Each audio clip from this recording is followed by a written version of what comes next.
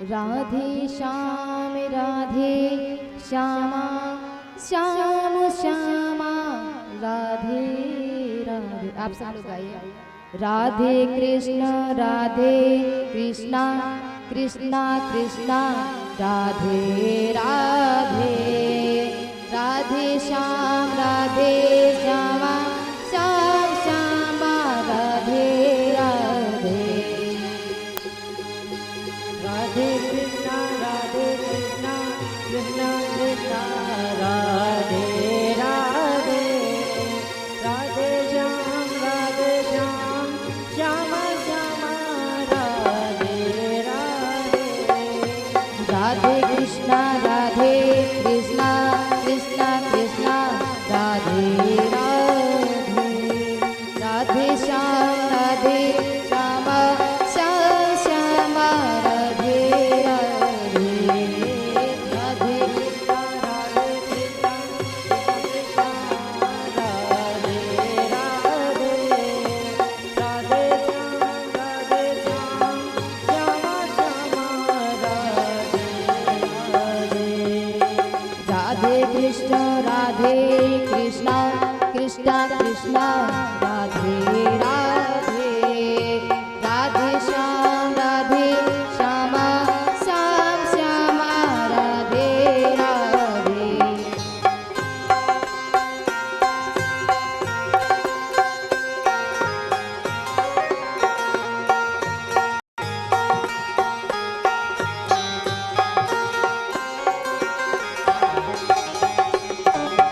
राधे राधे कृष्णा कृष्णा राधे राधे राधे। राधे श्यामा ऐसे नहीं। आप लोग दोनों हाथ उठाइए प्रेम से। राधे कृष्णा कृष्णा राधे राधे। राधे श्याम श्यामा श्याम श्यामा राधे राधे। राधे कृष्णा कृष्णा राधे राधे। राधे श्याम श्यामा श्यामा राधे राधे। राधे कृष्णा राधे राधे राधे। राधे श्याम श्यामा श्याम श्यामा राधे राधे। राधे कृष्णा कृष्णा राधे राधे।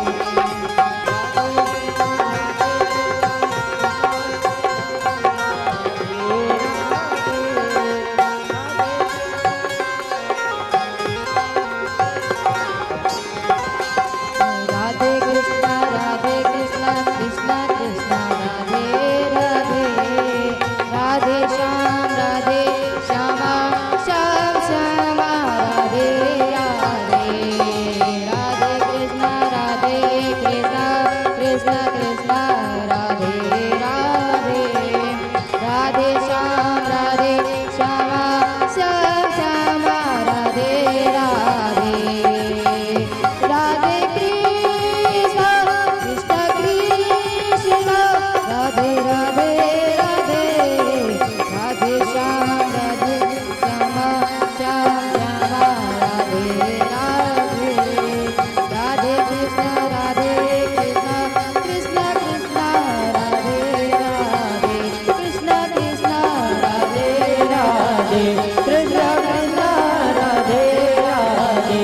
कृष्णा राधे राधे।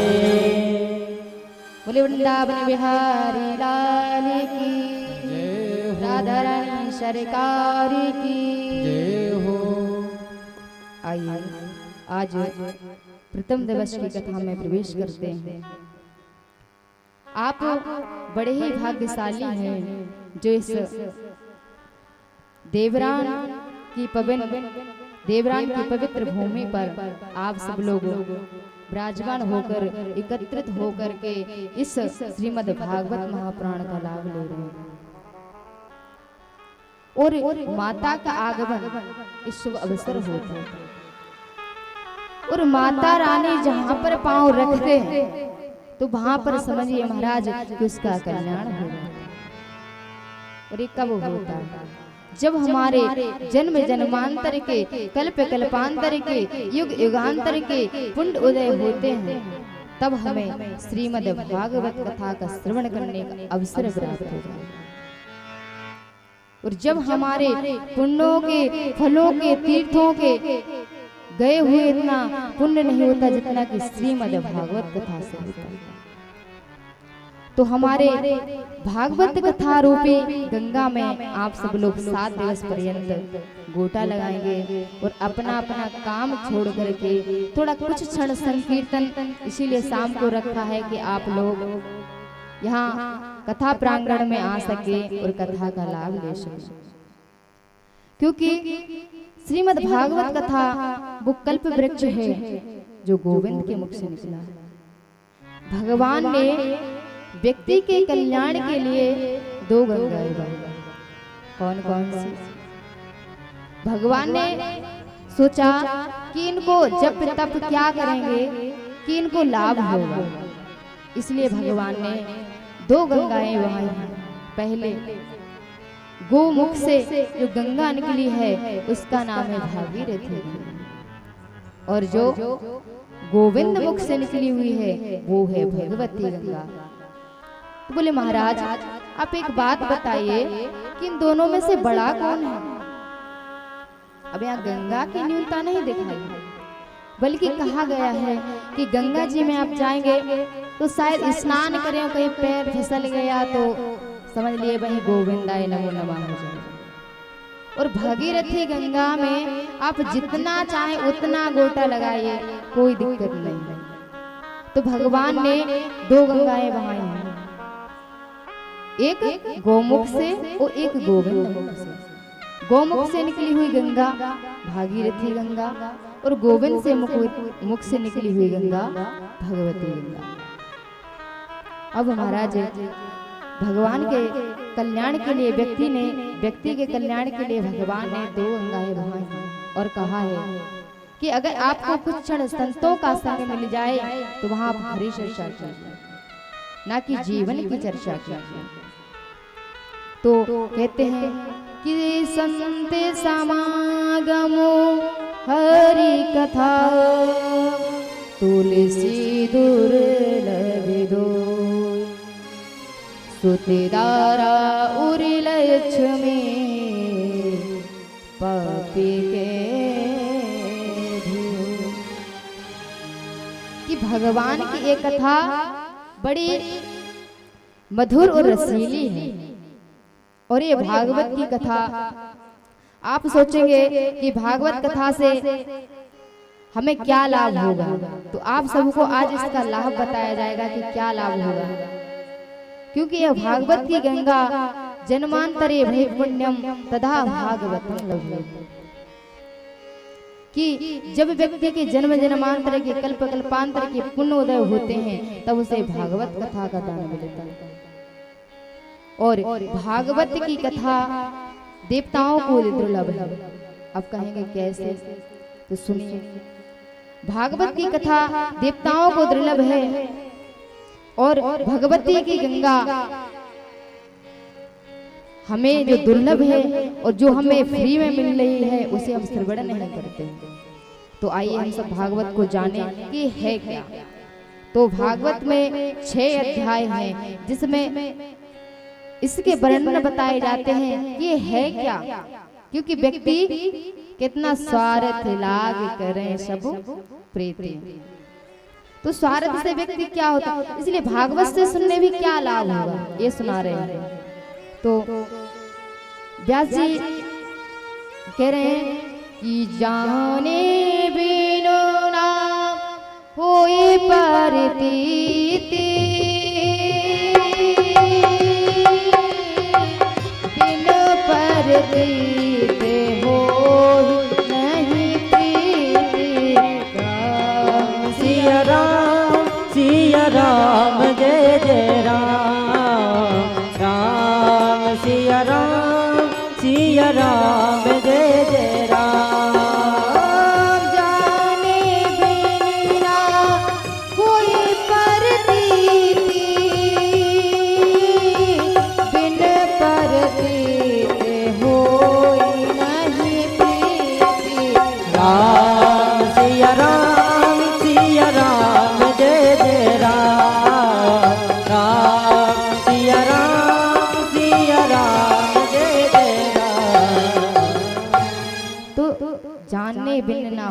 प्रतीति और बिन प्रतीत होए नहीं प्रीति। कि जानेंगे नहीं तब तक प्रीति कैसे होगी? जब जानेंगे ना तभी प्रीति होगी। तो भागवत जी को जानेंगे तभी प्रीति भी होगी। तो भागवत जी ने, जो भागवत जी हैं उनने अपनी महिमा स्वयं नहीं गाई। क्यों? क्योंकि बड़े लोग जो होते हैं ना, वो अपनी महिमा स्वयं नहीं गाते, उनकी महिमा दूसरे लोग गाते हैं। और भागवत की महिमा भागवत ने नहीं गाई, भागवत की महिमा पद्म पुराण ने गाई, जो कि 18 पुराण हैं। और 18 पुराणों में इस श्रीमद् भागवत कथा सबसे संपूर्ण मानी गई है। तो पद्म पुराण ने इसकी व्याख्या की गई है, क्योंकि कहते हैं ना कि बड़े बड़ाई ना करे, बड़े ना बोले वो, हीरा मुख से ना कहे, लाख टका मेरो मोल, श्री राधे लाख टका मेरो मोल। बड़े बड़ाई ना करे, बड़े ना बोले हीरा मुख से ना कहे, लाख टका मेरो मोल, श्री राधे लाख टका मेरो मोल। क्योंकि हीरा कभी भी ये तय नहीं करता है कि मेरी कीमत लाखों रुपए है, करोड़ों रुपए है। उसकी कीमत तो जिस ज्वेलर्स के पास ले जाओगे ना, वो तय करता है। उसी प्रकार भागवत की बड़ाई भागवत ने नहीं की, बल्कि पद्म पुराण ने की है। तो आइए हम सब मिलकर के भागवत जी के प्रथम श्लोक का गान करें। सच्चिदानंद रूपाय विश्वोत्पत्त्यादिहेतवे तापत्रयविनाशाय श्री कृष्णाय वयं नमः।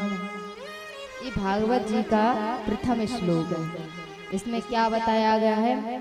सच्चिदानंद रूपाय, मतलब सत्य चित आनंद को मिलाकर के होता है सच्चिदानंद।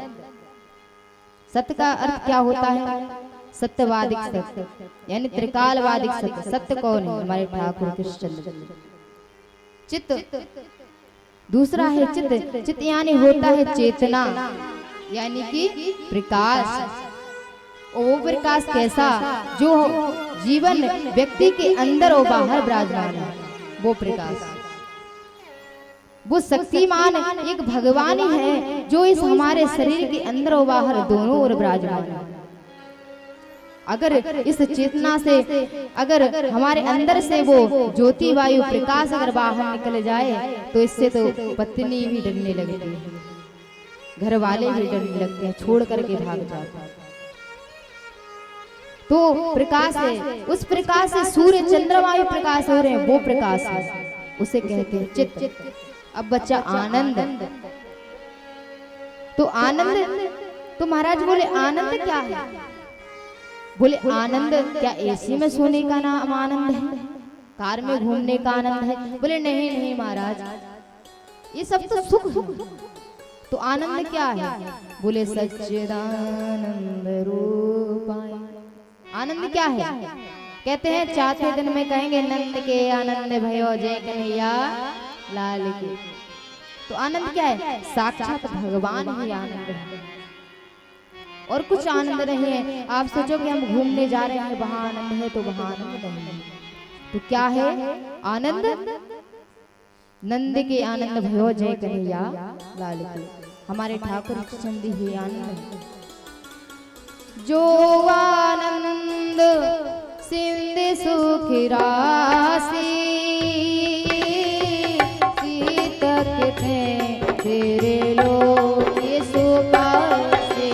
राम सिया राम जय जय राम।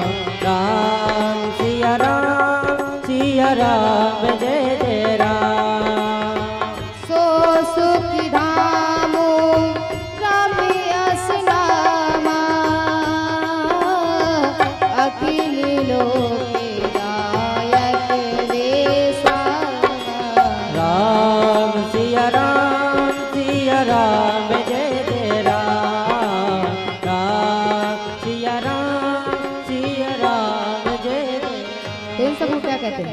तीनों को मिलाकर के क्या हुआ, सच्चिदानंद हुआ कि नहीं। अब उनके एक शब्द में कहे, सत्य कहिए जो बिन से नाई, चित चेतन सकल घट माही।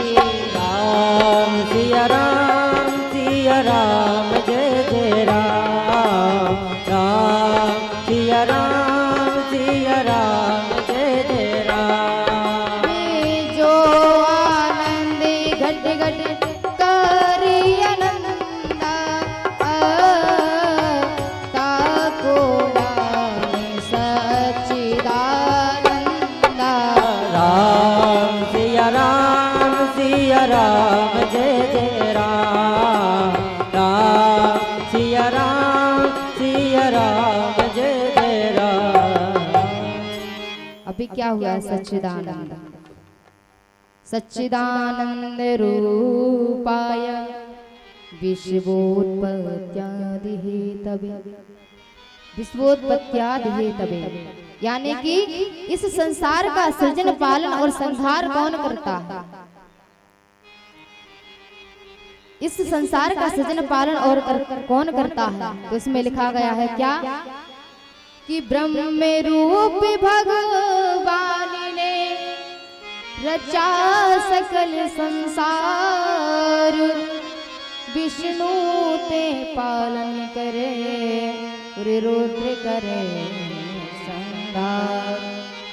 कि भगवान की कथा सुनने से हमें अब लाभ क्या होगा, तो सुनिए कि सूर्य नर मुनि सब की यह रीति, सारथ लाग करहि सब प्रीति। राम सिया राम जय जय राम, राम सिया राम जय जय राम। सूर्य नर मुनि सभी की यह रीति, सारथ लाग करहि सब प्रीति। राम सिया राम जय जय राम, राम सिया राम जय। तो बिना स्वार्थ के कोई भी, क्योंकि यहाँ सब स्वार्थ से ही तो आते हैं, बिना स्वार्थ के कोई नहीं। अब बोले सच्चिदानंद रूपाय विश्वोत्पत्त्यादि हेतवे, तापत्रय विनाश। अब क्या बचा, तापत्रय, यानी कि ताप कितने प्रकार के होते हैं, 3 प्रकार के। कौन कौन से, तू दैहिक दैविक भौतिक तापा, राम राज्य काहू नहीं भावा। राम सिया राम जय जय राम, राम सिया राम जय जय राम। दैहिक दैविक भौतिक तापा, राम राज्य काहू नहीं व्यापा। राम राज्य काहू नहीं व्यापा। दैविक भौतिक तापा, राम राज्य काहू नहीं व्यापा। राम राज्य काहू नहीं व्यापा। राम राज्य काहू नहीं व्यापा। तो भगवान के नाम से क्या होता है, देह के द्वारा, दैविक और भौतिक। देह के द्वारा जो भूमंडल वगैरह आते हैं, भौतिक और दैविक जो परमात्मा में स्वयं जन्म लेने से, जैसे कि टेढ़ा कुछ बना देता है ना, उसे बोलते हैं दैविक ताप। तो 3 ताप होते हैं। अब दूसरे श्लोक में भगवान सुखदेव जी की वंदना की गई है। यम प्रवेजन्ते मनु प्रीतम प्रीति कीर्त्यम दोपायनो विरह कातरयाजुहार पुत्रे तु तन्मयत्या तरिवो विनेदो स्तम सर्वभूत हृदयम मुनिमानितोष। सुखदेव जी महाराज का जन्म कैसे हुआ? सुखदेव जी महाराज 12 वर्ष माता गर्भ में रहे और जन्म लेते ही वन की ओर चले गए। व्यास जी महाराज पुत्र पुत्र पुकारते रहे, लेकिन सुखदेव जी महाराज ऐसे थे कि समान देखने वाले थे, किसी के ऊपर कोई दृष्टि नहीं, सीधे गए वन। व्यास जी पुकारते आ रहे, पुत्र जाओ, पुत्र रुक जाओ। तो वृक्षों ने देखा कि व्यास जी आपने 18 पुराण लिख दिए और आप आज भी पुत्र वियोग में पुत्र पुकार रहे हैं। और वृक्षों ने जवाब दिया कि व्यास जी महाराज, हम तो स्थावर वृक्ष हैं, हम अनेक में अनेक पुत्रों को जन्म देते हैं और नष्ट हो जाते हैं, और आपको ये शोभा नहीं देता क्योंकि आप ज्ञानी हैं, तो आपको शोभा नहीं देता। व्यास जी ने सोचा, अरे मैं इतना ज्ञानी हूँ फिर भी मैं पुत्र वियोग में भाग रहा हूँ। आजकल पुत्र किसी का नहीं होता, केवल स्वार्थ मार्ग के लिए पुत्र है, वरना पुत्र भी साथ देता छोड़ देता। व्यास जी महाराज वहां से सीधे लौट आते हैं, वहां से लौट करके अपने आश्रम में जाकर के तपस्या करने लगते हैं। सुखदेव जी महाराज यहाँ वन की ओर चले जाते हैं। अब कथा प्रारंभ होती है नैमिषारण्य की भूमि पर। ये नैमिषारण्य की पावन भूमि है क्या? नैमिषारण्य की भूमि जहां पर 88,000 ऋषि मुनि श्रोता और सूत जी महाराज बतता नेमिषे सूत मासीनो न विभागे महामतिम कथामृतिरसा सादि कुशला सौनिको निवृतो। नैमिषारण्य की भूमि पर बड़े सुंदर मंडप बने हैं। व्यास जी महाराज, सूत जी महाराज व्याख्यान कर रहे हैं। 88,000 श्रोता हैं, लेकिन कलयुग आ गया, जो भागते हुए गए ऋषि, और जैसे ही ब्रह्मा जी के पास पहुंचे, बोले ब्रह्मा जी, बोले कलयुग आ गया है, हम क्या करें? मानव असली स्वभाव के हो गए, हम भजन पूजन तप वंदना कहाँ पर करें? तो व्यास जी ने कहा, अरे ऋषियों, आप घबराओ मत, मैं अपने मन से एक चक्र बनाता हूँ, और ये चक्र जहाँ पर जाकर के रुके वहीं पर अपने तप भजन पूजन प्रारंभ कर देना। एतद् मनोमयं चक्रम मया शिष्टं विसर्जते श्रीयते नेमिषादेशो तपसा शुभः। ब्रह्मा जी बोले, ऋषियों, जहाँ पर ये जाकर के कील, जहाँ पर ये चक्र रुके वहां पर अपना सत्य प्रारंभ कर देना। की कील अर्थात धुरी, जिस अरण्य यानी होता वन, जिस वन में रुकी उसी का नाम हो गया नैमिषारण्य। वो नैमिषारण्य भगवान की जय। नैमिषारण्य में जाते हैं, शौनकादि कर तप भोजन भजन वहीं पर प्रारंभ कर देते हैं। और इनकी विशेषता क्या है? कथा अमृत रसास्वाद कुशला। ये कथा रूपी अमृत पान करने में बड़े कुशल हैं। तो ये श्रोता वहां पर बैठे हैं, उसी समय सूत जी महाराज आ जाते हैं। आइए हम सब मिल के चौथे श्लोक में भगवान सुखदेव जी का भगवान सूत जी महाराज की वंदना करते हैं। अज्ञान देध्वान्ते वेदवंश कोटि सूर्य संप्रभा सुतथाय कथा सारं मम कर्णय रसायनम। जी महाराज आए और ऋषियों ने एक बड़ा ही सुंदर प्रश्न पूछा कि महाराज, आप बड़े ही ज्ञानी हैं, आपके ऊपर गुरुदेव भगवान की कृपा है, आप हमें शास्त्रों का सार सुना दीजिए। शास्त्र तो मैंने बहुत सुने हैं, अनेक पुराण सुने हैं, लेकिन आज आप हमें शास्त्रों का सार सुना दीजिए, क्योंकि एक काल रूपी सर्प सबको निगलने के लिए बैठा है। ये किसी को दिख नहीं रहा, ये सब सबके सर पर बैठा हुआ है। तो आप हमें शास्त्रों का सार सुना दीजिए।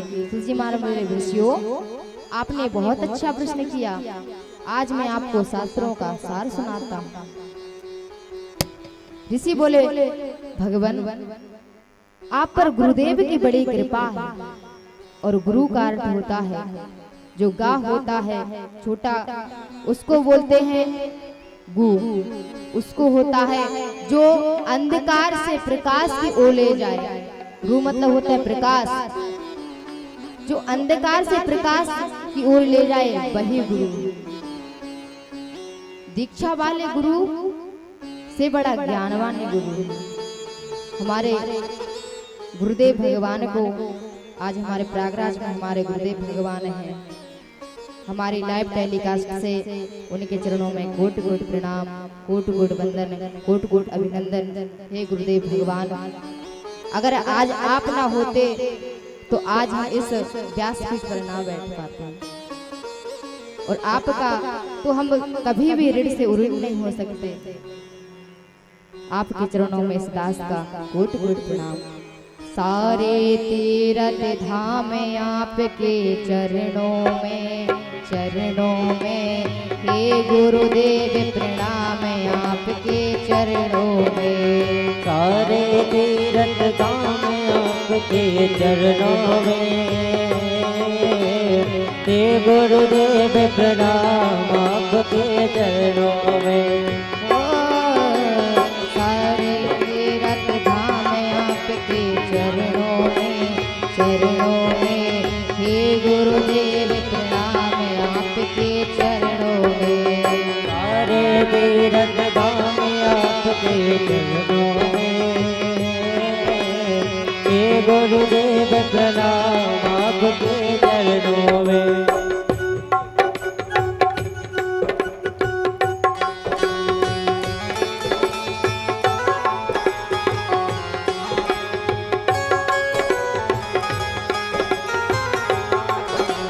हे गुरु ब्रह्मा हे गुरु विष्णु,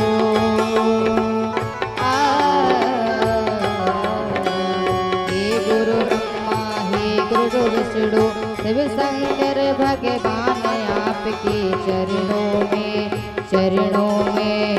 हे गुरुदेव प्रणाम आपके चरणों में।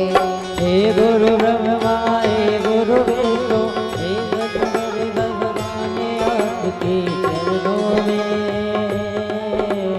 हे गुरुदेव प्रणाम आपके चरणों में। सारे तीरथ धाम आपके चरणों में, चरणों में। हे गुरुदेव प्रणाम आपके चरणों में।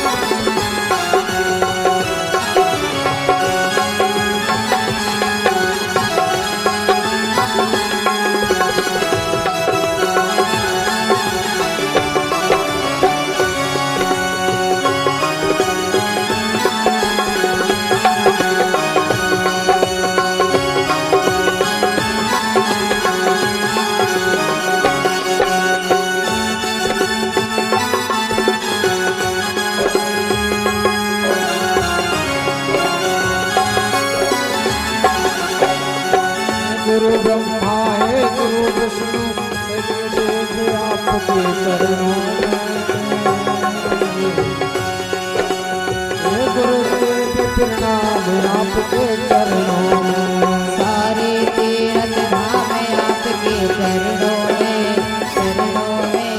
हे गुरुदेव प्रणाम आपके चरणों में, हे गुरुदेव प्रणाम आपके चरणों में, हे गुरुदेव प्रणाम आपके चरणों में।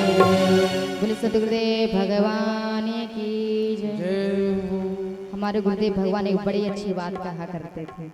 बातें तो वो बहुत अच्छी कहा करते थे, लेकिन एक बात हमें सबसे अच्छी लगती थी, तब हम गुरुकुल में पढ़ते थे। गुरुदेव कहा करते थे कि बेटा आप सभी के पास जाना, चाहे कोई सम्मान करे या अपमान करे, लेकिन आप कथा रूपी अमृत को पान किए हैं, तो आप ऐसे मधुर मधुर उस वाक्य को कहना कि कोई कह ना पाए कि हमारे शिष्य हैं। हमारे गुरुदेव बहुत अच्छा ज्ञान दिया करते थे। अगर आप कभी वृंदावन आना तो हम आपको अपने गुरुदेव से जरूर आपकी भेंट करवाएंगे। हमारे गुरुदेव ऐसे परम दयालु हैं कि ना ही माता की आवश्यकता है, ना ही पिता की आवश्यकता है, वो माता पिता गुरु तीनों ही।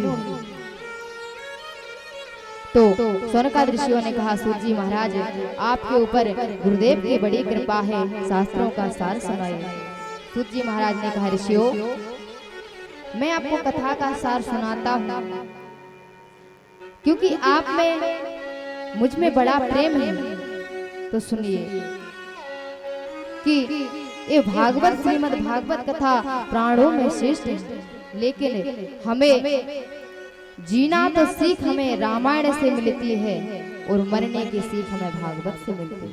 कैसे? रामचंद्र जी का वर्णन श्री रामचरितमानस में है, तो जीने का सीख हमें मर्यादा पुरुषोत्तम राम से सीखना चाहिए।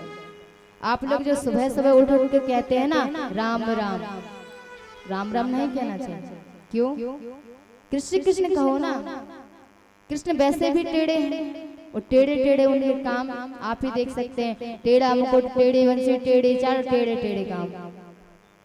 और राम कितना शुद्ध नाम है, प्यार राम। तो राम मर्यादा पुरुषोत्तम नाम राम है, तो उनका मर्यादा के साथ नाम लीजिए। कृष्ण भगवान सुबह शाम जब भी उठो तब कृष्ण कृष्ण कहो, राधा राधा कहो। प्रेम से बोलो राधे राधे राधे अभी पीछे वाले हमें लगता नींद आ रही। दोनों हाथ उठाइए, बोले वृंदावन बिहारी लाल की जय हो, सरकार की जय हो। देखो बीच में दो वाक्य जरूर आते हैं। क्या? खा पी कर क्या होगा तो नींद जरूर आएगी, पक्का गारंटी। नींद भगाने का एक ही आइडिया है, आपके बगल वाले पड़ोसी जैसे ही झप रहे हो प्रेम से बोलो राधे राधे, तो वो हाल उठ जाएगा। इसीलिए तो बीच में राधे राधे बोलते हैं। तो रामायण से सीख हमें जीने की सीख मिलती है, और भागवत से हमें मरने की सीख।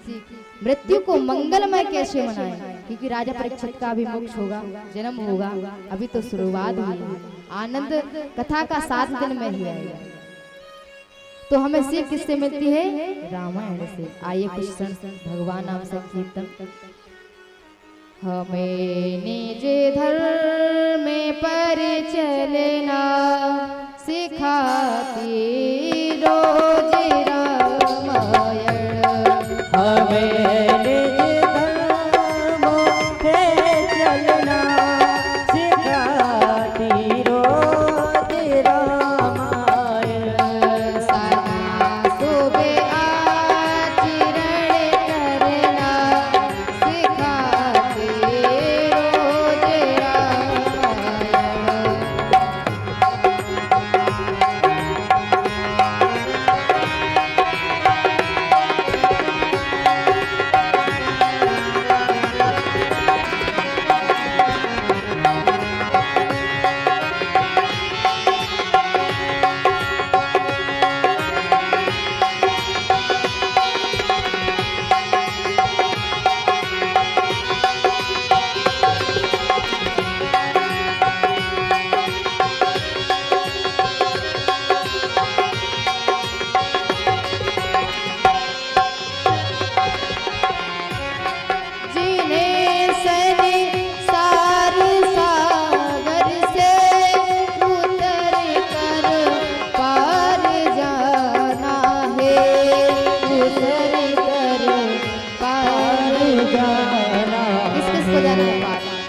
सच सच बताना, 7 दिन में पार करके ही छोड़ेंगे। किस किस को जाना है पार? हाथ उठाइए, दोनों दोनों प्रेम से दोनों हाथ उठाइए। जिन्हें सने सारे सागर से उतर कर पार जाना है, उतर कर पार जा सुख के उन्हें सुख के, उन्हें सुख के किनारे पर लगा के रोज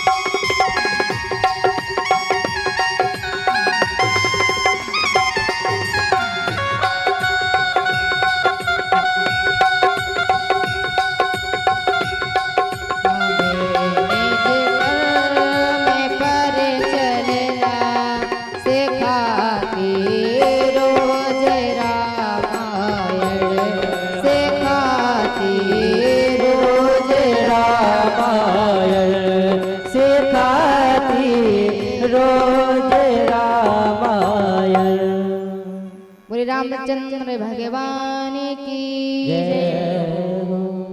तो जो सीख हमें रामायण से मिलती है वो हमें भागवत से भी मिलती है, लेकिन भागवत में कृष्ण ठाकुर जी का प्राकट उत्सव है और रामायण में रामचंद्र जी का। तो सुध जी महाराज कहते हैं, सुनो ऋषियों, जब व्यक्ति के जन्म जन्मांतर के कल्प कल्पांतर के युग युगांतर के पुण्य उदय होते हैं तब उसे भागवत का लाभ होता है। तो बात ये उस समय की है जब परीक्षित महाराज को सुखदेव जी महाराज कथा सुना रहे थे। परीक्षित महाराज को कथा जैसे ही सुनाए, व्यास जी महाराज सुना रहे थे कथा, तो बोले देवता अमृत का कलश लेकर के आए और व्यास जी से बोले, महाराज ये कथा आप परीक्षित को पिला दीजिए और ये भागवती कथा हमें पिला दीजिए। व्यास जी बोले, अच्छा अपने को ही होशियार समझे हो, ये अदला बदली की बात कब से हुई? अदला बदली की बात उससे की जाती है जिससे समान दृष्टि हो। व्यास जी बोले, कहाँ ये तुम्हारा कांच जैसा अमृत और कहाँ ये बहुमूल मणि की तरह भगवता अमृत, कहाँ ये भागवती अमृत है, भागवत कथा। तो ब्रह्मा जी ऐसा धिक्कार जान करके उन्हें भगा दिए। देवता लोग भागते हुए ब्रह्मा जी के पास गए, बोले ब्रह्मा जी, बोले व्यास जी ने हमें भागवत कथा का दान नहीं दिया। ब्रह्मा जी को आश्चर्य हुआ।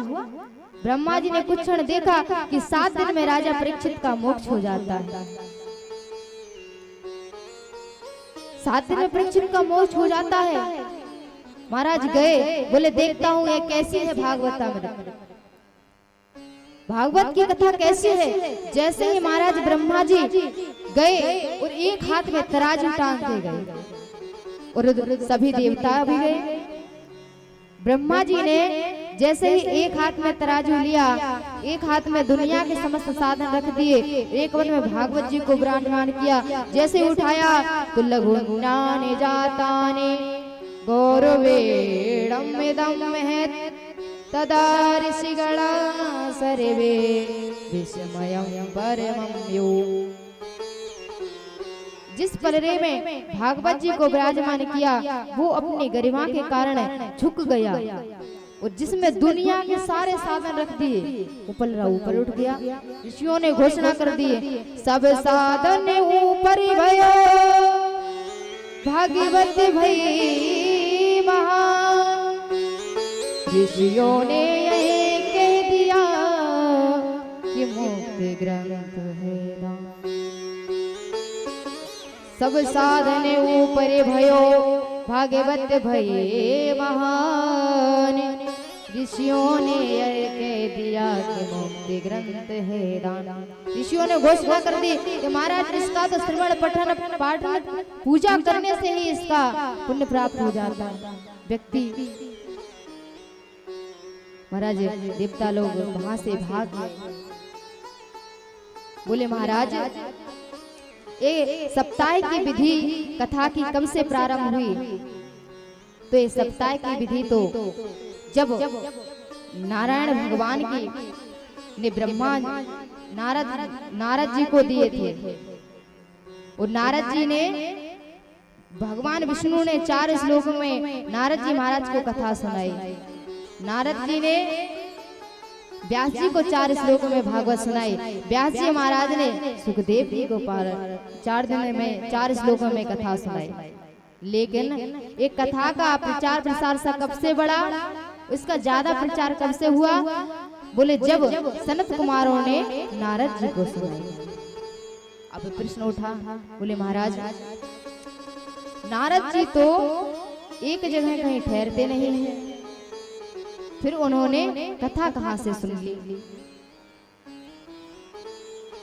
जब ऐसा हुआ तो ऋषियों, सूजी महाराज कहते हैं ऋषियों, एकदा हि विशालायां चत्वारि ऋषियोमला सत्संगार्थ समयत ददृशोस्त्रं नारदं।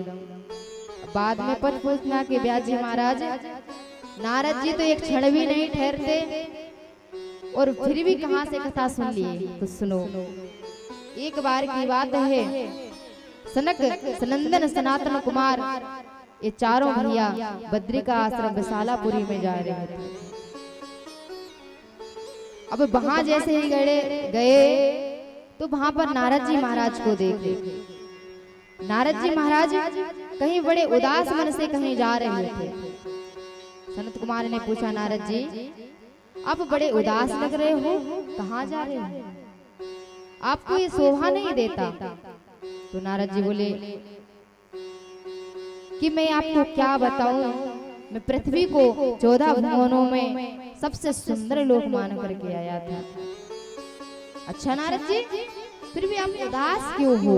क्योंकि आप ऐसे उदास लग रहे जैसे व्यक्ति का ज्यादा धन खर्च हो गया हो, चोरी हो गई हो, ऐसे उदास हो। लेकिन आपका धन भी कैसा कि ज्यों ज्यों खर्चे त्यों बड़े। जितना आप भगवान का नाम लोगे उतना ही आपका कल्याण होगा।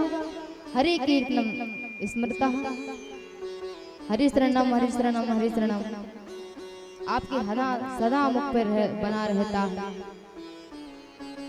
पायो जी मैंने, कौन सा धन पाया? पायो जी मैंने राम रतन धन पायो। पायो जी मैंने राम रतन धन पायो।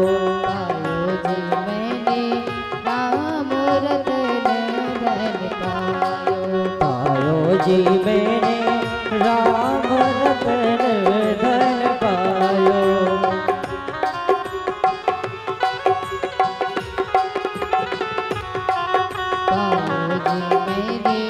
राम रतन धन पायो।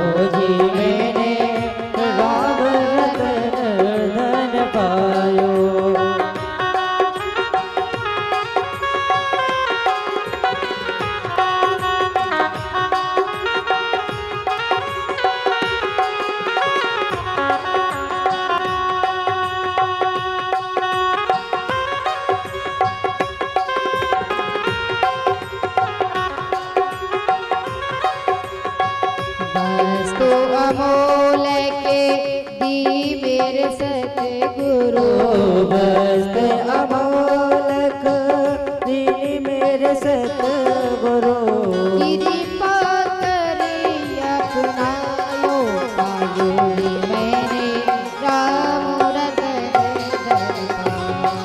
पायो जी मैंने राम रतन धन पायो, पायो जी मैंने राम रतन धन पायो।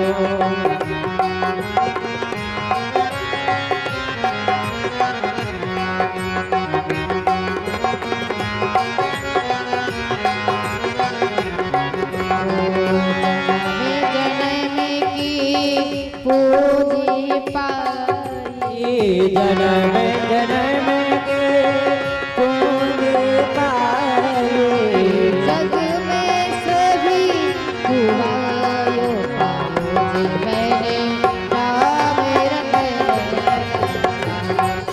पायो जी मैंने राम रतन धन पायो, पायो जी मैंने राम रतन पायो जी मैंने राम रतन धन पायो, पायो जी मैंने राम रतन धन पायो, पायो जी मैंने राम रतन धन पायो, पायो जी मैंने राम रतन धन पायो।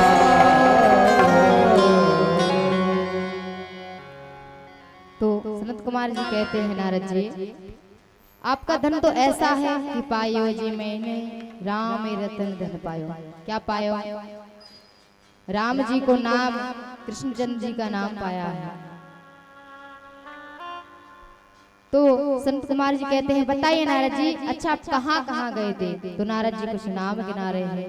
पुष्करम चा प्रयागम चा काशीम गोदावरीम तथा हरि क्षेत्रम कुरुक्षेत्रम श्रीरंगम सेतुबंधनम एमादिषु तीर्थेषु ब्रह्मांडे स्थिता।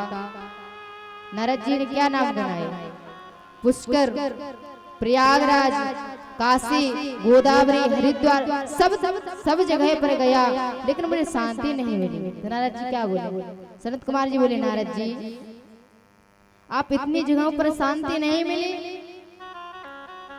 नारद जी कह रहे हैं, नारद जी कह रहे हैं, सनत कुमार जी मैं इस पृथ्वी को 14 लोकों में भुवन रोककर इसलिए आया था कि यहाँ मुझे कुछ शांति मिलेगी, लेकिन मैं जहां भी जाता एक कलयुग आकर के बैठ जाता है और कहीं भी शांति नहीं है, कहीं पवित्रता नहीं है, कहीं भजन पूजन नहीं करते, कहीं पाठ नहीं चलता, कहीं ब्राह्मणों के भोजन नहीं होते, कहीं संतों का आगमन नहीं होता। नारद जी कह रहे कि आजकल के माता पिता भी बच्चों को केवल पेट भरने की ही शिक्षा दे रहे हैं। मातो पिता लगाहे बुलावे, लगाहे बुलावे, उदय रहे सोए घर में सिखावे, उदय रहे सोए कर सिखावे। मातु पिता लगाही बुलावे, उदय भयो सोई घर में सिखावे, उदय रहे सोए कर सिखावे। माता पिता भी कब तक, बच्चों कब तक सिखा दे रहे हैं कि बेटा इतना काम करना कि केवल पेट भर जाए, जीवन यापन भी हो जाए। तो बच्चे भी कर रहे हैं क्या? सुने माने माते पिता तब लो, अब लालन देखे नहीं जब लो। सुन माने माते पिता तब लो, अब लालन देखे नहीं जब लो। ससुराल प्यार लगे जब ते, रूप कुटुंब भय तब ते। ससुरारी प्यार लगी जब ते दीप रूप कुटुंब भये तब ते सुत मान है मात पिता तब लो अब लालन देख भये तब लो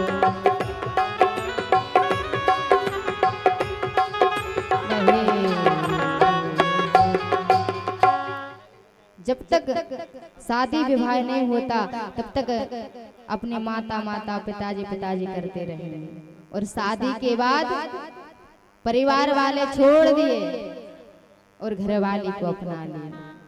अब जब आप ही शिक्षा दे रहे हो, जब बालक छोटा होता है तो माँ कहती है ले बेटा दूध पी ले, किससे? बोतल से दूध पी ले।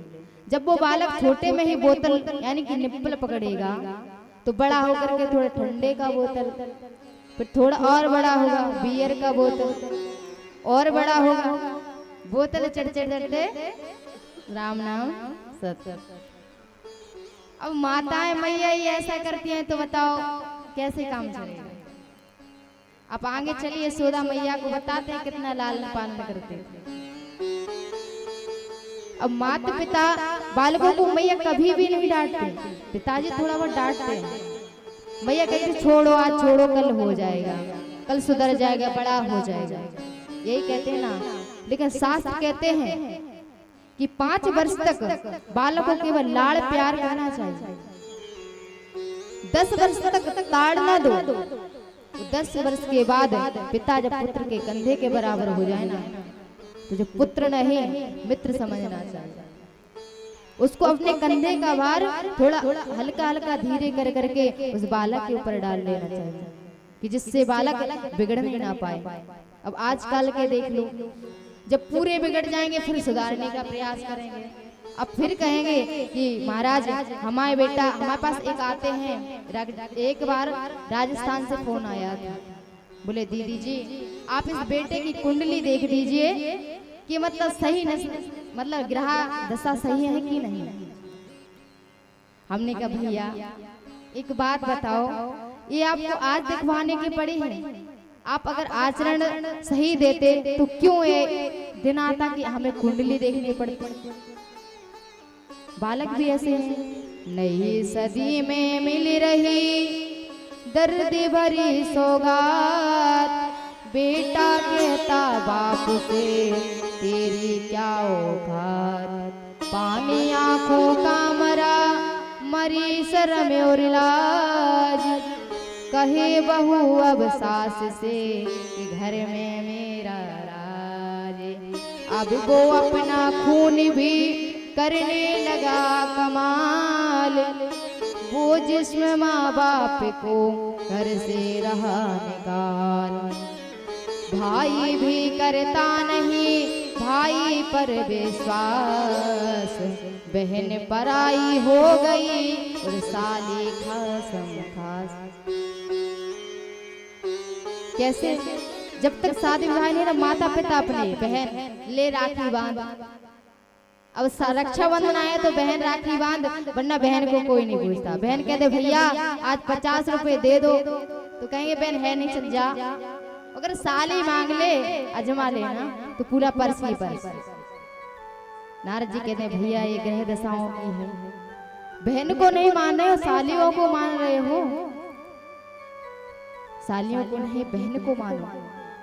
वो जिस घर में साले साहब सलाहकार हो ना तो कहा जाता है कि दीवार बिगाड़े आरो और घर बिगाड़े सारो। साले की सलाहकार ज्यादा नहीं लेनी चाहिए, उतनी ही लो जितने में काम चल जाए। तो अपने बहन को मानिए। माता पिता को आजकल की ये स्थिति है, माता पिता को कोई नहीं पूछता, अपने आप ही विवाह कर लेते हैं। जब लेकर के ही आ जाते हैं तो फिर कहते पापा जी इनका स्वागत करो। माँ की ममता का भी आज कोई मूल नहीं रहा। माँ की ममता बिक रही, बिके पिता का प्यार, मिलते हैं बाजार में वफा बेचते यार। आजकल पैसे से हर रिश्ते को खरीद सकते हैं महाराज। पैसा भी बड़ी गजब की चीज है। जिसके पास है नहीं उसको कोई कदर ही नहीं है कि पैसा है क्या। और जिसके पास है उसको किसी की कदर नहीं है, वो अपने में ही मगन है, उसको किसी से भी मतलब नहीं है। तो ये गृहस्थियों की बोले संतों के यहाँ गया। अब मैंने सोचा संतों के यहाँ मिलेगी, लेकिन संतों के यहाँ और विचित्र बड़ी स्थिति है। मैं वहां से गुजरा तो कुछ बंगला बना था, तो मैंने कहा ये बंगला किसका है? बोले त्यागी जी महाराज का। मैं थोड़ा और आगे बढ़ा, बच्चे खेल रहे थे, मैंने कहा ये बच्चे किसके हैं? बोले सन्यासी बाबा, ब्रह्मचारी बाबा का। मैं थोड़ा और आगे बढ़ा, वहां पर मैंने देखा कुछ आवाजें आ रही थी। मैंने कहा भैया ये कहाँ से आ रहे हैं? बोले ये आ रहे हैं मौनी बाबा के यहाँ से। तो ये सब संतों के लक्षण हैं। और आजकल लोग कन्याओं का विक्रय कर दे रहे हैं, कन्याओं को बेच दे रहे हैं, कन्याओं को कोख में मार दे रहे हैं। कन्याओं को विक्रय कभी नहीं करना चाहिए, जितना सहयोग हो सके उतने से कन्या का विवाह करना चाहिए। और संतों के यहाँ भी मुझे शांति नहीं मिली, लेकिन वहां भी विचित्र स्थिति।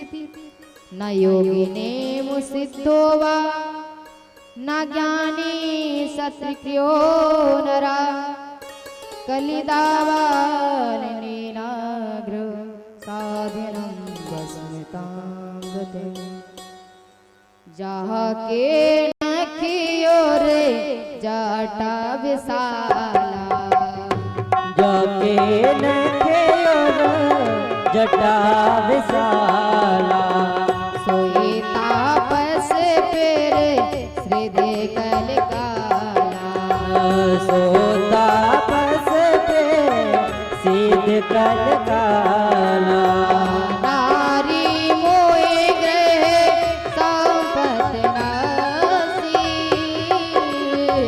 मोने बुलाए होए सन्यासी मोड़ बढ़ाए भय सन्यासी मोड़े मोड़ाए होए सन्यासी। ऐसी स्थिति है महाराज। अब मैं किसके यहाँ जाता? इस प्रकार से मैं कलियुग के दोषों को देखकर मैं वृंदावन में गया और वहां मैंने एक आश्चर्य देखा। नारद जी ने एक दिन यमुना जी के तीर देखी कोई सुंदरी दुखिया और अधीर। नारद जी वृंदावन में गए, वहां पर देखा तो एक तरुण युवती बड़े खिन्न मन से रो रही थी। उसके बगल में दो वृद्ध पुरुष पड़े थे, उनकी दास दासियां सेवा कर रहे थे। तो भैया मैं वहां से गुजरा तो उस युवती ने मुझे आवाज लगाई, भो साधु क्षणं तिष्ठ मचिंता मपिनाशय दर्शनम तब लोकस्य सर्वथा परम। साधु तनिक क्षण के रुक जाइए। साधु का तो अर्थ ही होता है कि संत का क्षण और अन्न का कण कहीं बर्बाद नहीं करना चाहिए। एक अन्न और एक क्षण इनको बर्बाद नहीं करना चाहिए, क्योंकि दोनों ही हमारे जीवन में बड़े ही उपयोगी हैं। महाराज जैसे ही उस युवती ने आवाज लगाई कि महाराज जरा रुकिए, आपके जैसे संतों का तो बड़े भाग्य से दर्शन मिलता है, क्योंकि पुण्य पुण्य बिन मिले न संता सत्संगत ससीद कर अंता। कि आप जैसे महात्माओं का दर्शन बड़े मुश्किल से मिलता है। चाहे गोदावरी काशी गंगा में स्नान कर लो या संतों के दर्शन कर लो, आपके तो दर्शन से ही लाभ हो जाता है। नारद जी बोले महाराज देवी जी आप कौन हैं?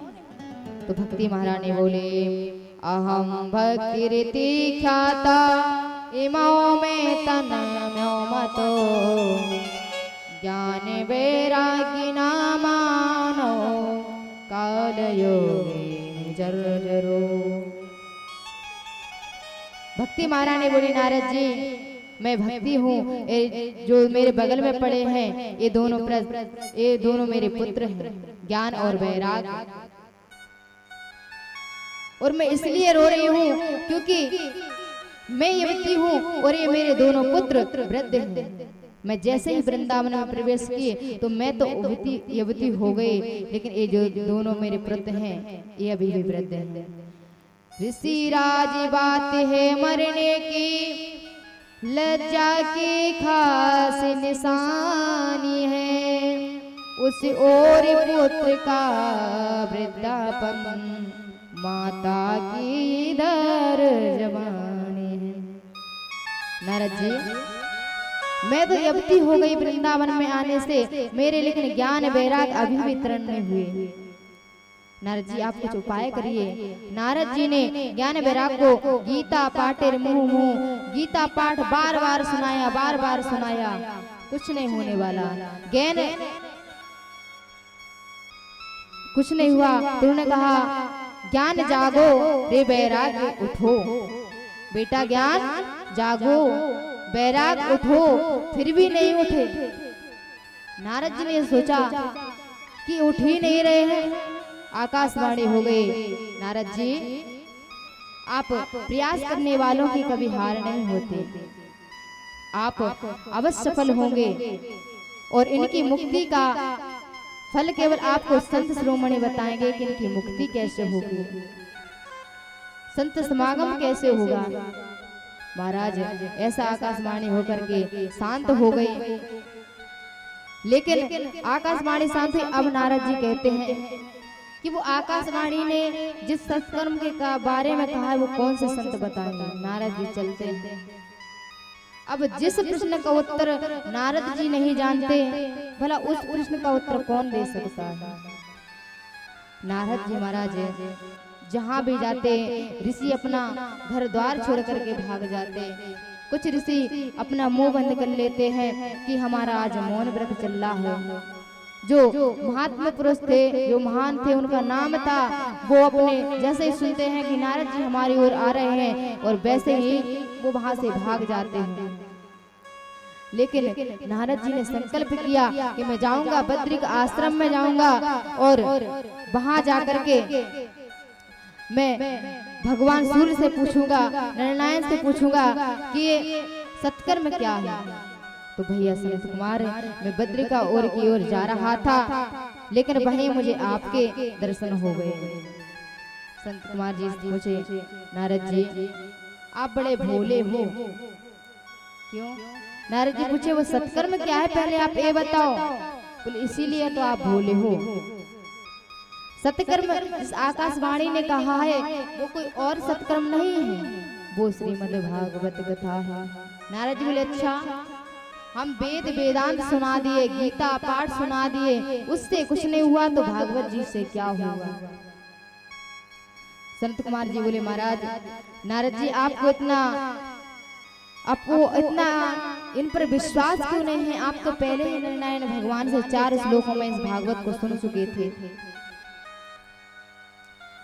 नारद जी बोले जब मूल से कुछ नहीं हुआ तो सार से क्या होगा। बोले नारद जी किसी की आंख में दर्द हो, डॉक्टर गंगा जल डालने को कहे। अब व्यक्ति सोचे कि गुलाब के पेड़ से गुलाब का फूल निकलता है, फूल से पत्ती निकलती हैं, पत्ती से गुलाब जल बनता है, और क्यों ना आँख ही पेड़ में डाल लें। तो बताओ नारद जी क्या आँख फूटेगी कि नहीं। बोले बिल्कुल फूट जाएगी। आप किसी कपड़े की दुकान पर जाओ और बिजली का तार मारो तो मिल जाएगा क्या। उसी तरह है भागवत मृत। तो आप भक्ति ज्ञान वैराग को भागवत की कथा सुनाइए और वो तरुण हो जाएंगे। नारद जी बोले महाराज आप ये बताइए कि ये कथा को मैं करवाऊं कहाँ। तो नारद जी कहते हैं, तो संत कुमार जी कहते हैं नारद जी आप हरिद्वार बद्रिका आश्रम में करवाइए, क्योंकि वहां वहां पर सारे ऋषि मुनि एकत्रित हो जाते हैं, क्योंकि भागवत जी का आयोजन ऐसी जगह करना चाहिए जहां ऊपर के लोग नीचे आ सके, उन्हें दिक्कत ना हो, और नीचे के लोग थोड़ा ऊपर आ जाए। ऐसी जगह पर भागवत जी का आयोजन करवाइए। नारद जी बोले ठीक है महाराज, हो जाएगा। बोले कथा वक्ता आप ही हो, अब आप हमें ये बता दीजिए कि कब करवाएं। नारद जी ने, सनत कुमार कहते हैं जब आपकी मर्जी। नारद जी जैसे ही करवाते हैं और नारद जी उसमें भाग लेते हैं, और जैसे ही उस कथा को सुनते हैं तो देवता लोग सब अपने अपने मृदंग लिए आ जाते हैं, देवता लोग स्तुति करने हुए आ जाते हैं,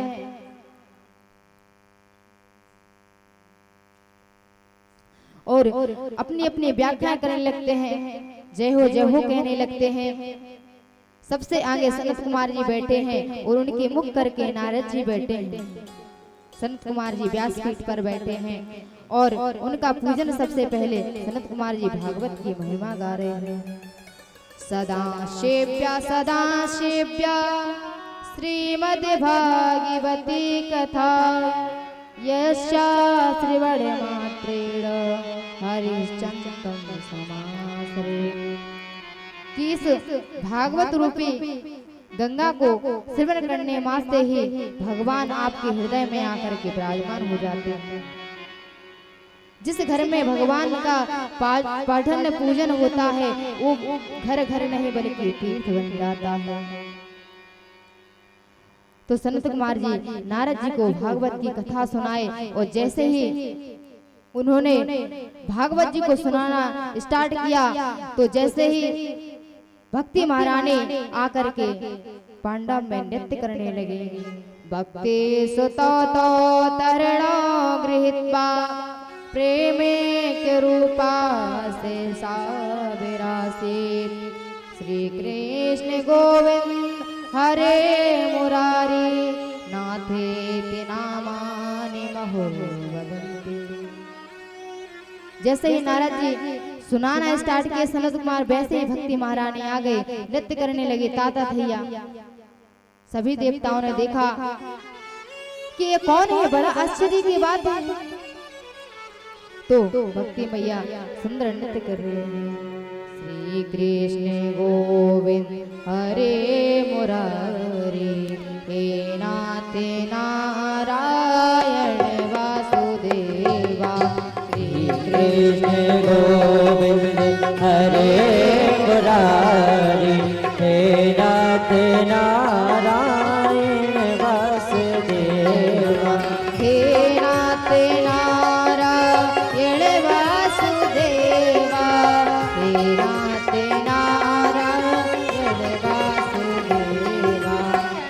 कृष्ण गोविंद हरे मुरारी हे नाथ नारायण वासुदेवा।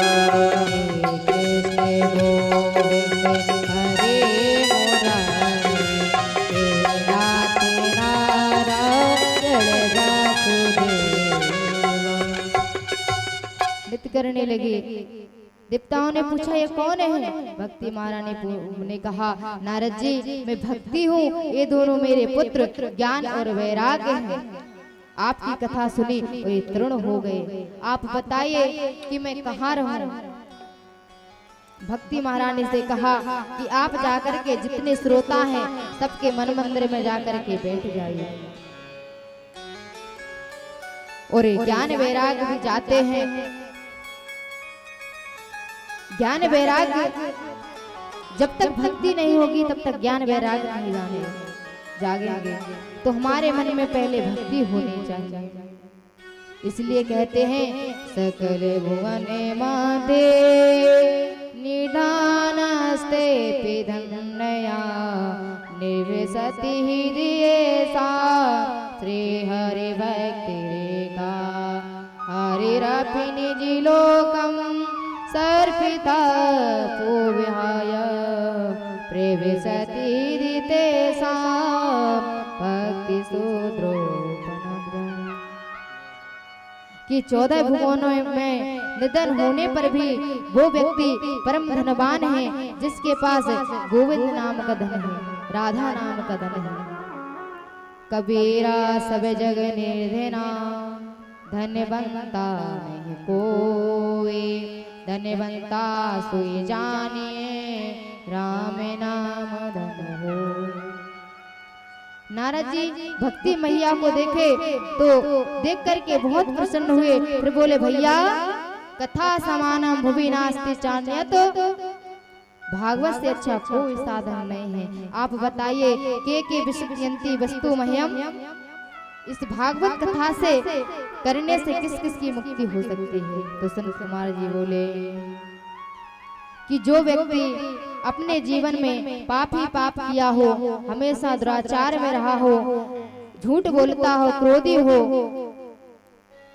हिंसक हो, मनवाणी कर्मों से पाप करता हो, ये 5 उग्र पापी कहे गए। और इनके 5 उग्र पापी जो इनके साथ रहता है वो महापापी कहलाता है, जो चुगली करता है वो और महापापी कहलाता है। तो महाराज नारद जी बोले, संत कुमार महाराज जी बोले कि आप ये बताइए कि आपके पास कोई प्रमाण है। बोले हम बिगर प्रमाण के तो कोई बात नहीं करते, जो करते हैं सब प्रमाण से करते हैं। नारद जी बोले अच्छा बताइए। तो बोले सुनिए नारद जी, इस संबंध में मैं आपको एक इतिहास सुनाता हूँ। इतिहास का अर्थ होता है इस प्रकार से निश्चित ही हुआ। तुंगभद्रा नदी के किनारे उत्तम नगर बसा हुआ था, वहां धार्मिक लोग निवास करते थे। उसी नगर में एक आत्मदेव जी थे, पंडित जी बड़े विद्वान थे, लेकिन उनकी पत्नी जो थी धुंधली, नाम कभी कथा सुने होंगे धुंधली देवी की, उसके दिमाग पर हमेशा धुंध चढ़ा होता है कि ये काम करना है, ये नहीं करना है, ये करना है, ये नहीं करना है। पड़ोसन के घर में रोज लड़ाई झगड़ा करवाना, उसका सुनना, ये बड़ा रुचि थी उसकी, और कोई काम धंधा नहीं। महाराज पंडित जी तो जैसे अपना जीवन यापन कर रहे थे, लेकिन उनकी पत्नी बड़ी दुष्ट थी, हमेशा लड़ाई झगड़ा करवाती रहती थी। अब महाराज लेकिन उनके यहाँ बात ये थी कि उनके यहाँ कोई पुत्र नहीं था। वो जितना धन थे सबको लुटा दिए, उनके पास कुछ नहीं बचा। लेकिन उन्हें चिंता सताने लगी कि मेरे घर में 8 साल से गाय भी बंधी हुई है, वो भी बछड़ा का जन्म नहीं दी, और मुझे भी पुत्र की प्राप्ति नहीं हुई। और जैसे ही उनके मन में ये विचार आया, लेकिन वो किसी समय सोच रहे हैं कि संतों ने सिखाया है कि जिस देश में, जिस भेष में, परिवेश में रहो, राधा रमण, राधा रमण, राधा रमण कहो। जिस देश में, परिवेश में, जिस भेष में रहो, राधा रमण, राधा रमण, राधा रमण कहो। जिस देश में, परिवेश में, वेश में रहो, राधा रमण, राधा रमण, राधा रमण कहो। राधा रमण, राधा रमण, राधा रमण कहो। संतों ने सिखाया है वैसे ही भजन पूजन करते हैं। एक दिन उन्हें बहुत क्रोध आया, चल दिए वन की ओर। वन की ओर चले गए, एक पेड़ के नीचे फूट फूट कर रो रहे थे। वहां से कुछ संत निकले, बोले महाराज जी क्यों रो रहे हैं? बोले कि मुझे कुछ पुत्र नहीं है। आत्मदेव जी बोले कि मुझे पुत्र की प्राप्ति चाहिए। संत जी बोले महाराज आपके तो मैंने मस्तक की रेखा पढ़ ली है, आपके तो 1 जन्म में नहीं 7 जन्म में पुत्र नहीं होगा। अब महाराज वो और जोर जोर से रोने लगे। अब संतों ने सोचा अच्छी आफत आई, अच्छा खासा भगवान का भजन कर रहे थे, खामो खाने में फंस गए। बोले महाराज ऐसा है, किसने कहा तुमसे कि पुत्र और पुत्री से ही सुख मिलता है। अरे राजा सगर के 60,000 पुत्र थे, कपिल देव जी के नेत्र खुले और वो भस्म हो गए। किसने तुम्हें माया मोह में झुकाया है कि पुत्र पुत्री में किसने आपको भ्रम में डाल दिया? अरे महाराज, पुत्र तो सुख तो सन्यासी को है।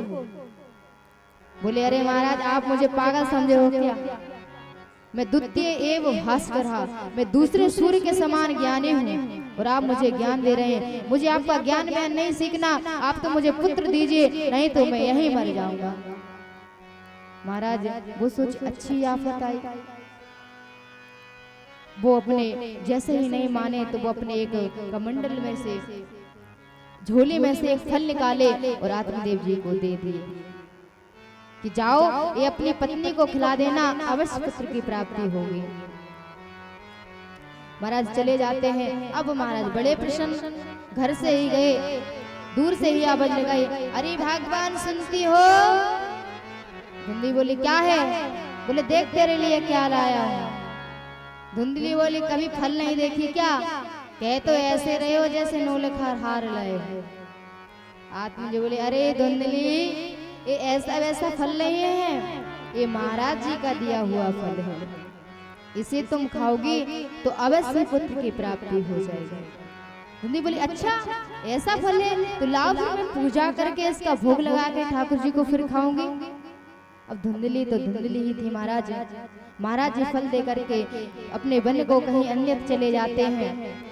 अब धुंधली अपनी पड़ोसन के पास गई, बोली बहन ना जाने है कौन से बाबा जी से फल लेकर के आए हैं और कह रहे हैं इसे खा लो तो अवश्य पुत्र की प्राप्ति होगी। पड़ोस ने बोली खा ले, क्या पता हो जाए, संतों की बात झूठी नहीं होती। बोली अच्छा अगर मैं फल खाऊंगी और फल खाने से अगर गर्भ हो जाएगा तो मैं 9 महीने चल नहीं पाऊंगा, खाना पीना नहीं खा पाऊंगी। तो पड़ोस ने बोली अच्छा तो तुम अपनी नंद को बुला लेना। धुंधली बोली मेरी नंद तो बड़ी चुट्टी है, पूरा घर ही साफ कर जाएगा। महाराज पड़ोस ने बोली अच्छा कोई बात नहीं, तुम्हें कौन सा इतना ज्यादा काम करना है। बोली अच्छा तो कहीं अगर घर में आग लग गई, गांव में आग लग गई तो सारे गांव वाले तो भाग जाएंगे और मैं ही अकेली रह जाऊंगा। पड़ोस ने बोली अरे कहाँ आग लग जाएगी, कहाँ तुम इसमें पड़ी हो, कुछ नहीं होगा, तुम्हें कहाँ सा भाग दौड़ करनी है। धुंधली नहीं मानी, उस फल को खाई। उसी समय धुंधली की बहन आ जाती है। धुंधली अच्छा अवसर पाई, बोली बहन आ तू बड़े समय पर आई है, देख ये फल लाए हैं और कह रहे हैं कि तुम खाओगी तो अवश्य पुत्र की प्राप्ति हो जाएगी। अब इसकी बहन चाहती थी कि जो इसके पास संपत्ति है वो मेरे पुत्र को मिल जाए। तो बोली देख बहन तुम मुझे धन दे देना और मैं तुम्हें पुत्र दे दूंगी। इस प्रकार से ठहर गई इन दोनों की बात, लुका छुपा कर फल को, लुका छुपा कर वह फल को गाय को दिया खिला। उस फल को छुपा दिया और क्या कहा कि गाय को हमारे संजू राजपूत, रोहित राजा और लल्ला यादव जी की ओर से 100 रुपए का आशीर्वाद आता है। आपकी मनोकामना भगवान पूरी करे। तो महाराज इन दोनों की ऐसी बात ठहर जाती है, वो गाय को फल खिला देती है। अब वो अपने कपड़ा बांध करके अपना नाटक दिखाने लगती है कि मैं गर्भवती हूँ। महाराज कालांतर में समय बीतता है, धुंधली की बहन के यहाँ एक पुत्र होता है और वो धुंधली को दे देती है और उससे कुछ धन ले लेती है। धुंधली बोली अरे सुनते हो? बोले क्या है? बोले पुत्र हुआ है। बोले अच्छा। जैसे ही आए नाम संस्मरण करवाए, जात कर्म करवाए, दान पुण्य किए और महाराज धुंधली बोली नामकरण के लिए, बोले आप 9 महीने कोख में मैं रखी हूँ, नाम आप रखें। इसलिए नाम रख दिया धुंधकारी। धुंधकारी नाम रख दिया महाराज। बोले मेरे मेरे बच्चे से दूध नहीं निकलता है, मैं अपनी बहन को बुला लेती हूँ। ये महाराज अपनी बहन को बुला लेती है, पालन पोषण करती है।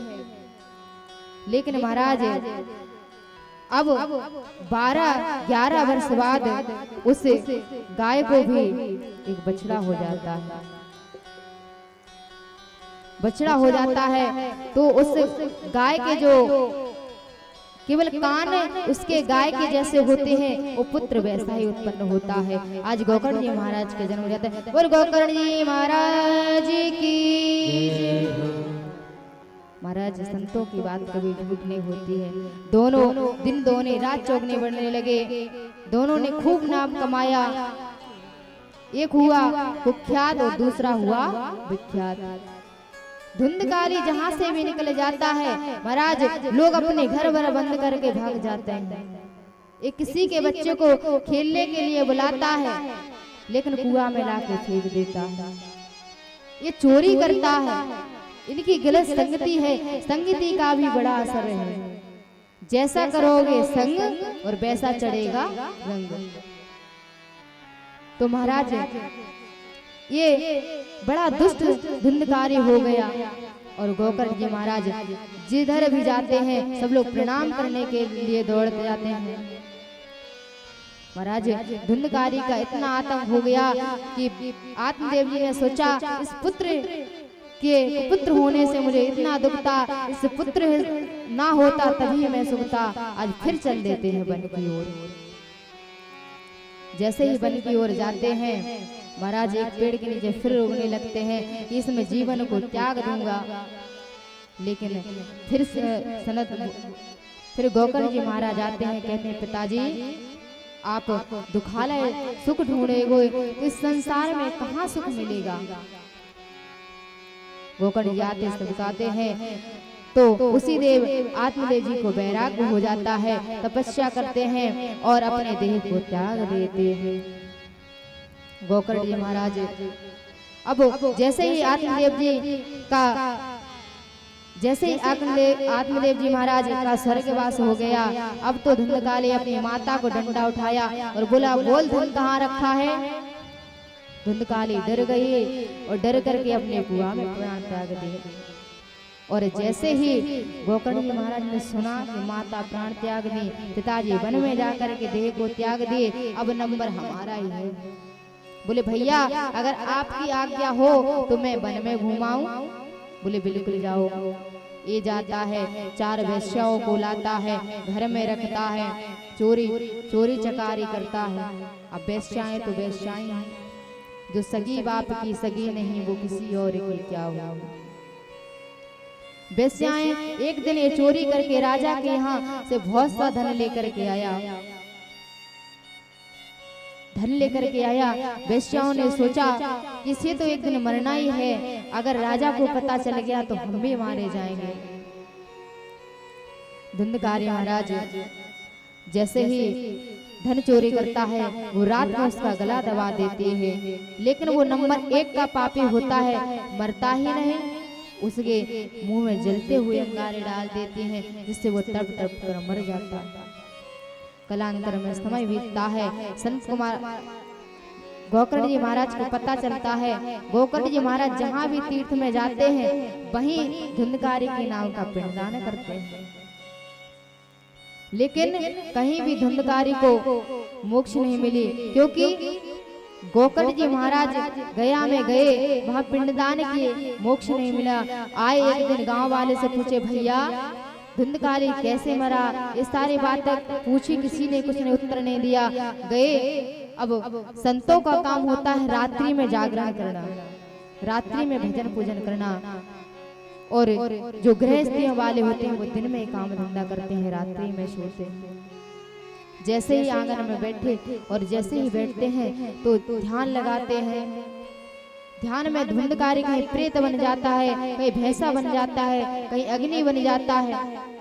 गोकर्ण जी महाराज सोचे ये जरूर कोई भटकती हुई आत्मा है, गायत्री मंत्र पढ़ करके जैसे ही अभिमंत्रित कर करके और जैसे ही हमारे वो बोल पड़ा अहम भक्ति रीति ज्ञाता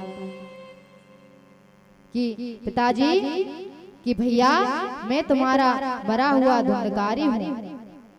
गोकर्ण जी बोले अरे मंदे धुंधकारी तुम अभी तक जिंदा हो। वो इशारा तो कर रहा है लेकिन बोल नहीं पा रहा है। बोल तो गोकर्ण जी महाराज रहे हैं अब, लेकिन वो बोला नहीं। उनने सोचा क्या करूं। गांव वाले से पूछा, बद्री का आश्रम गए, चलो सूर्य भगवान से पूछेंगे। सूर्य भगवान ने कहा कि ने श्रीमद् भागवत की कथा सुनाओ और ये मोक्ष हो जाएंगे। महाराज जैसे ही आज गोकर्ण जी महाराज आए, गोकर्ण जी महाराज ने धुंधकारी जी को कथा सुनाई। धुंधकारी तो प्रकट हो गया। धुंधकारी प्रकट होकर के सुंदर मणि आभूषण से होकर के सुंदर सभा में प्रकट हो गया और गोकर्ण जी को प्रणाम किया, हाथ जोड़ा। बोले मरे धुंधकारी तेरा गया में मैंने इतना पिंडदान किया और तू अभी भी मोक्ष नहीं पाया। बोले भैया मेरा मोक्ष होता भी नहीं। क्यों? क्योंकि जो लोग ये तो स्नान 2 ही बार करता था, एक दीपावली के एक दिन पहले और होली के एक दिन बाद। तो जो स्नान शौच क्रियाहीनों है वो कभी भी मोक्ष नहीं पाते। इनकी मुक्ति गंगा में नहीं होती, इनकी भागवत जी से होती है। महाराज जैसे ही वो सुना धुंधकारी मुक्ति हो गई और 7 गांठ रखे जाते हैं। 7 एक दिन सुनाए, दूसरे दिन सुनाए, 7 गांठे फट गए, धुंधकारी मुक्त हो गया। बोल गोकर्ण जी महाराज की जय। अब आखिरी प्रश्न ये उठता है कि गोकर्ण जी महाराज ने गंगा जी में गया में इतने पिंडदान किए लेकिन उनका मोक्ष क्यों नहीं हुआ? तो सुनिए, गया में आत्मदेव जी के गोत्र के गोकर्ण जी महाराज पिंडदान किए थे।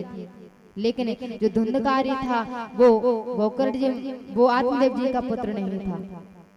वो धुंधकारी धुंधली का बहन का बेटा था, यानी कि उनकी साली का बेटा था। इसलिए उनकी मोक्ष नहीं हुआ, इसलिए उनकी भागवत जी से मोक्ष हुआ।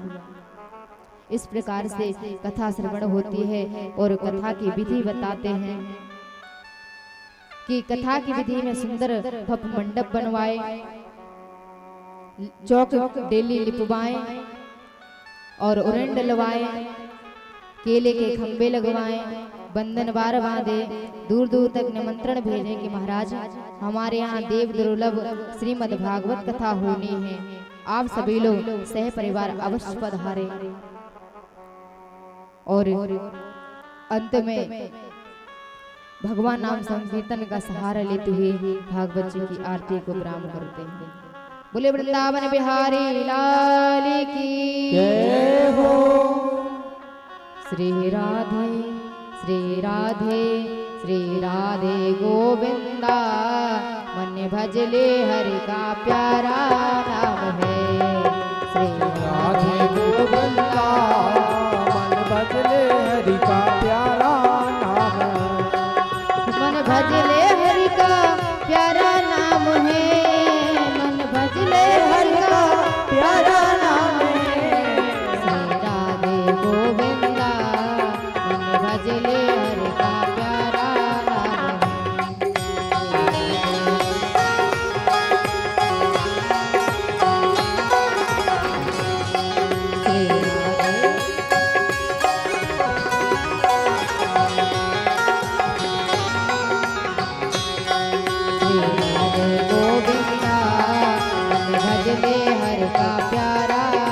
है। श्री राधे गोविंदा, मन भजले हरि का प्यारा नाम है। बोले वृंदावन बिहारी लाल की जय, राधा रानी सरकार की जय। आज की कथा को यहीं विराम देते हैं। कथा तो बहुत बड़ी थी लेकिन हम थोड़ा शॉर्ट क्योंकि